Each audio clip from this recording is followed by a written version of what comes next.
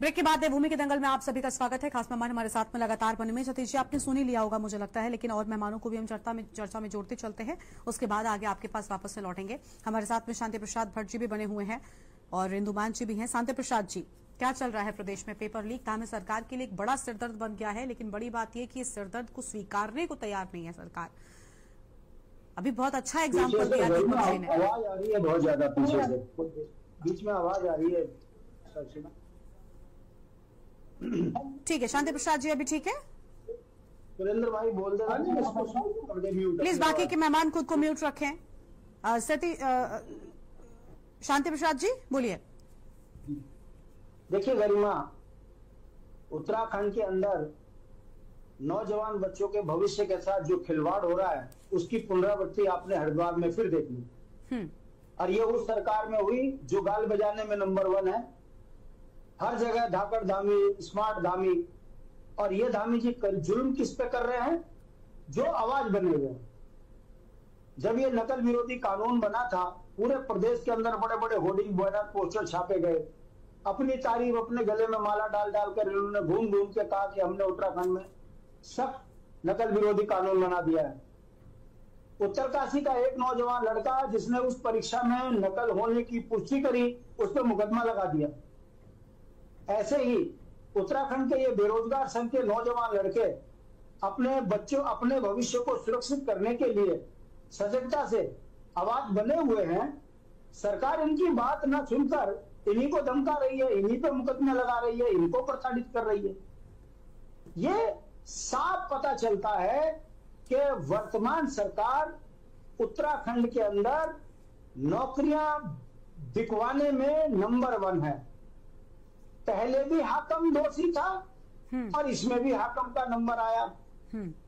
ये हम नहीं कह रहे, खुद सरकार उसको गिरफ्तार करवा रही है, तो इसका मतलब हाकम आज भी एक्टिव है। और सबसे बड़ी बात, एक तरफ आप ये नहीं मान रहे कि कोई अपराध हुआ है, दूसरी ओर आप अपराध होने से पहले ही अपराधी जिस पर आपको शंका है उसकी गिरफ्तारी भी कर ले रहे हैं। क्या बात? मैं वही बात कह रहा हूँ, मैं वही बात कह रहा हूँ। अब आ जाइए परीक्षा में। गरिमा, परीक्षा के अंदर महिला नाक में नथुनी नहीं पहन सकती, कान के कुंडल तक उतार देते हैं, गले का लॉकेट उतार देते हैं और कहते हैं कि सख्त जरूरत है, इस समय पर कोई भी नकल मार सकता है, पेन नहीं ले जाने देते। ऐसे में कौन मोबाइल ले गया? उस परीक्षा केंद्र का चेकर कौन था? क्यों नहीं कार्रवाई हो रही? सीसीटीवी कैमरे क्या बोल रहे? इस पर कुछ नहीं बोला जा रहा है। मगर देखिए, परीक्षा में लापरवाही हुई, पेपर बाहर आया और उसकी बचाव में कौन आ गए? यूपीएससी के करता धरता कि नहीं 3 ही पन्ने लीक हुए। अरे भाई, खुद ही कह रहे हो कि 3 पन्ने जो है बाहर आ गए, तो तुम फिर बने क्यों हो? सबसे पहला मुकदमा तो उन्हीं पे लग जाना चाहिए था। तो तुम परीक्षा कराने में सक्षम नहीं हो। मगर क्या करें, सब अपने अपने गले में माला डालकर अपने आप को बचाने पे लगे। जिस महिला ने इसकी पुष्टि करी कि यहां गड़बड़ हो रहा है, जिस लड़की ने इतना मतलब साहस किया, प्रोफेसर लड़की ने, उसने मुकदमा लगा दिया कि तूने क्यों बता दिया बाहर, अच्छा खासा अंदर काम चल रहा था। तो ये जो हो रहा है, ये बताने के लिए काफी है कि भारतीय जनता पार्टी इस समय पर आतंक भ्रष्टाचार में डूबी है।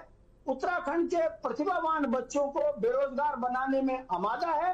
यही कारण है कि हर परीक्षा के अंदर इस तरह की नकल की घटनाएं आती हैं, फिर परीक्षाएं रद्द होती हैं। बच्चे बेरोजगार पे बेरोजगार है, नौकरियां बनना मुश्किल है। ठीक है, हमारा कारण देखिए समस्याएं बिल्कुल आपने जो गिना दी, खत्म कर रहा हूँ। हाँ। मैं खत्म कर रहा हूँ। हमारे सवाल है, मोबाइल अंदर गया क्यों? परीक्षा का सीसीटीवी कैमरा क्यों नहीं दिखा रहे? और जब आप मान रहे हो कि 3 पेपर बाहर आए हैं, तो पूरे लोगों पे मुकदमे दर्ज क्यों नहीं हो रहे, जो परीक्षा केंद्र के अंदर थे और जो पुलिस वाले थे? अगर ये सब हो जाता तो सब कुछ हो जाएगा।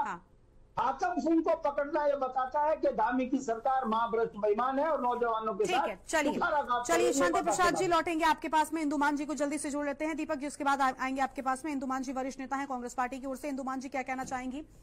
लगातार प्रदेश जी में पेपर लीक की स्थिति जो है वो बनी हुई है, इसके पहले भी हालांकि थी, लेकिन जब ये दावे किए गए कि सख्त नकल विरोधी कानून हो गया है, हम युवाओं को बड़ी संख्या में रोजगार देंगे, बेरोजगारी दूर करेंगे, तो अगर ऐसे ही पेपर लीक होते रहेंगे, परीक्षाएं निरस्त होती रहेंगी, मजबूरी में छात्रों को भी ये कहना पड़ेगा कि भाई पेपर लीक हो गया, आप परीक्षा निरस्त करिए, वरना हम जांच की मांग करेंगे।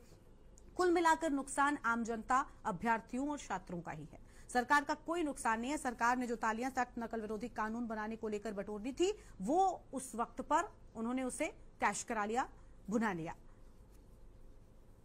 जी गरिमा जी, देखिए, जो उत्तराखंड में बार बार पेपर लीक घोटाले हो रहे हैं, ये टोटल प्रकरण बहुत ही दुर्भाग्यपूर्ण है, मैं कहूंगी।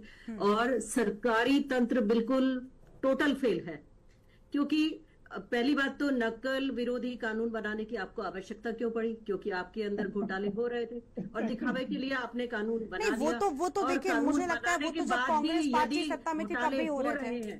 कानून बनाने के बाद भी यदि घोटाले हो रहे हैं तो इसका मतलब क्या है? पहले ही आ चुका था कि मई के महीने से लेकर अक्टूबर के महीने तक लगभग 13 परीक्षाएं होनी है, तो तंत्र अलर्ट और एक्टिव क्यों नहीं था? सेवा आयोग क्या कर रहा था? सरकारी सारा तंत्र क्या कर रहा था?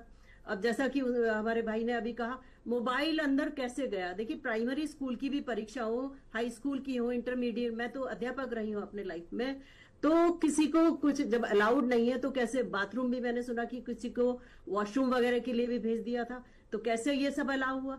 बिना संरक्षण के ये सब कैसे हो सकता है? हम नहीं मान सकते हैं। और बेरोजगार युवा जो इतनी मेहनत से अपनी परीक्षा की तैयारी करते हैं, दिन रात इतने विषम परिस्थितियों में रहकर वो तैयारी करते हैं, उनके साथ जब इस तरह की घटनाएं घटेंगी तो वो विरोध भी ना करें। ये देखिए, बड़े इंटरेस्टिंग बात है कि बीजेपी प्रवक्ता